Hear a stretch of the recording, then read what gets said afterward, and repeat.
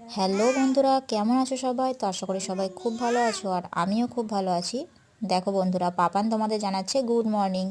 তখন প্রায় 10টা, সাড়ে 10টা বাজে, আর এদিকে রোদও দিয়েছে। তাই আমি ভাবলাম এই টেবিলটা একটু কালার করে নিই, যেহেতু নতুন নেওয়া হয়েছে। আর সবাই আমাকে এটাই বললো যে একটু কালার করে নিলে জিনিসটা দেখতেও ভালো হয়ে যাবে।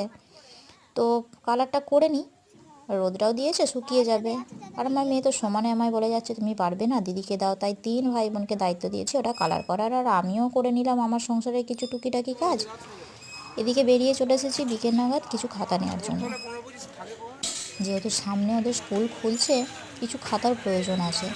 আর এদিকে সামনে দেখবে এখনও তোমার জানুয়ারি মাস চলছে, তো কেক পাওয়া যাচ্ছে দোকানে। এদিকে খাতা নেওয়া কমপ্লিট হয়ে গেছে, যেহেতু আমার ননদের ছেলের আর আমার মেয়ের খাতা একসঙ্গে নেওয়া হয়েছে, তার জন্য কিছু খাতা বেশি পরিমাণে হয়ে গেছে। আর ব্যাগেতে একটাতেই নিয়েছি, তো প্রচণ্ড ভারী হয়ে গেছে, সিঁড়ি দিয়ে উঠতেই পারছিলাম না। আর দেখো আজ ওভারব্রিজটা প্রচণ্ড ফাঁকা। জানি না কেন, অন্যবার যখন আসি তখন এতটা ফাঁকা থাকে না, কিন্তু প্ল্যাটফর্মগুলোতে যথেষ্ট ভিড় রয়েছে। ওভারব্রিজটাও ভিড় থাকে, কিন্তু একটু বেশি যেন ফাঁকা লাগছে আজ।